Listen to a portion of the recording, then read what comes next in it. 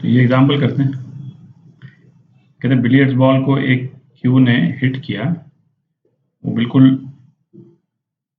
जो centre of mass वाली जो लाइन है कि नहीं, वहां पे हिट किया, बिल्कुल उसको सेंटर पे हिट किया है, ठीक है।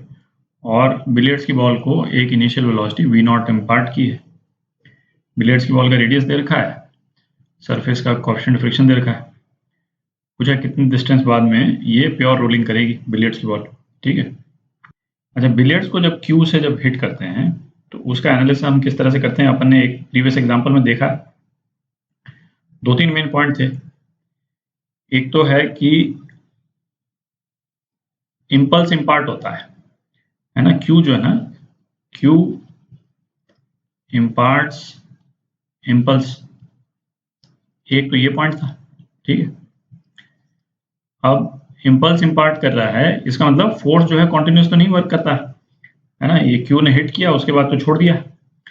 तो क्यू का जो फोर्स है, Q force is impulsive in nature.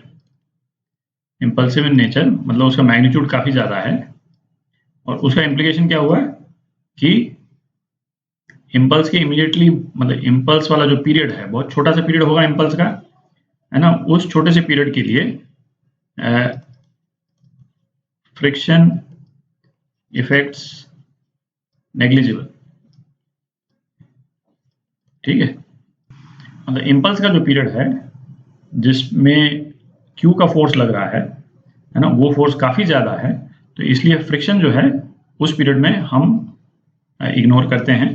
और इसलिए इग्नोर कर रहे हैं क्योंकि ये क्यू जो है हॉरिजॉन्टली हिट कर रही, थोड़ा सा भी वर्टिकली हिट करती तो फिर फ्रिक्शन जो है वो इम्पल्सिव फोर्स हो जाता, फिर उसको हम इग्नोर नहीं कर सकते थे।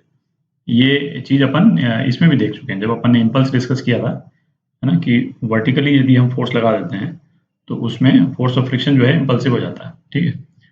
और तीसरा क्या था, एनालाइज मोमेंटम,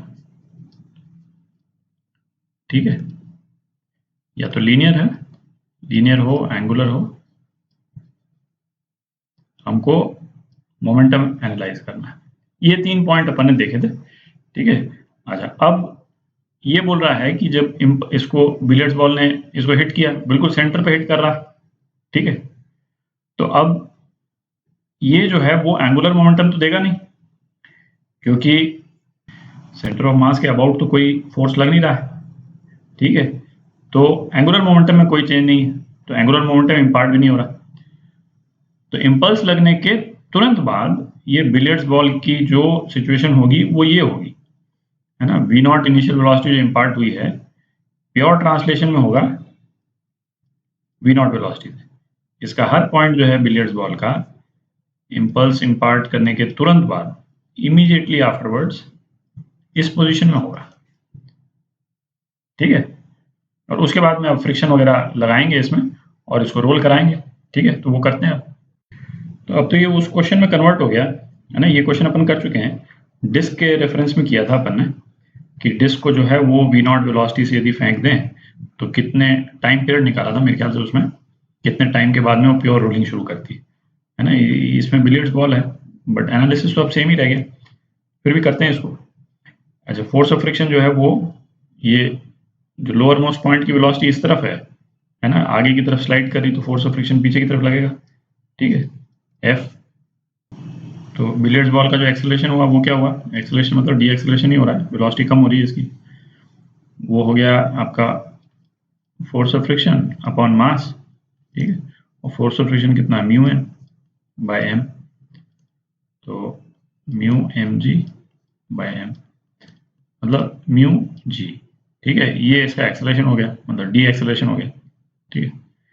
अच्छा, डिस्क वाला एग्जांपल में अपन डिटेल में देख चुके हैं।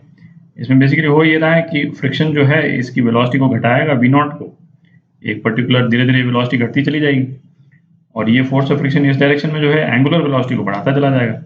तो वी नॉट घटता जाएगा, एंगुलर वेलोसिटी बढ़ता जाएगा, कब तक, जब तक रोलिंग की कंडीशन जो है v is equal to R omega ये सेटिस्फाई नहीं हो जाती, ठीक है। ओमेगा शुरू में तो ओमेगा 0 ही है, ओमेगा बढ़ता जाएगा और ये घटता जाएगा। तो यदि वेलोसिटी v होती है जहाँ पे प्योर रोलिंग शुरू होती है, तो ये v वेलोसिटी कितनी हो जाएगी, v naught minus a t is equal to ये v naught minus mu g t. ठीक है, तो एक इक्वेशन तो ये हुई। और एंगुलर एक्सेलरेशन ये कितना हुआ, टॉर्क बाय आई। टॉर्क कितना है, एफ आर, आई है इसका 2/5 mr स्क्वायर। ठीक है, तो कितना हो गया 5f/2 mr।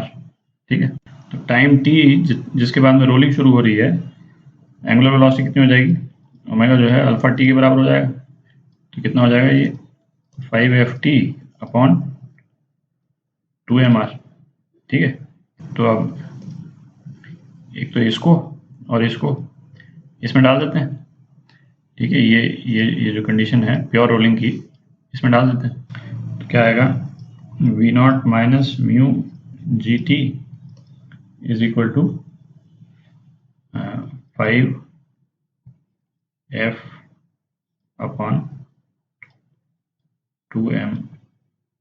mr t into r. ठीक है, क्या हो गया था, v naught minus mu g t is equal to 5 mu g t upon 2। ठीक है, तो इससे आपका टाइम पीरियड आ जाएगा। टाइम पीरियड कितना आएगा, 2v नॉट अपॉन 7 म्यू जी। ठीक है, तो ये आपका टाइम पीरियड हो गया। इतने टाइम के बाद में प्योर रोलिंग शुरू हो जाएगी। तो अब डिस्टेंस पूछा है, तो डिस्टेंस में लगा देते हैं s is equal to u t minus half a t square, इसको लगा देते हैं। तो ये कितना हो गया, u कितना था, v naught time 2v naught upon 7 mu g minus half mu g into 2v naught upon 7 mu g whole square. ठीक है, तो इसको आप सॉल्व कर लें तो ये आ जाएगा आपका 12v not square upon 49 mu जी। ठीक है, तो ये आपका आंसर हो गया। ये जो है ये आपका आंसर हो गया।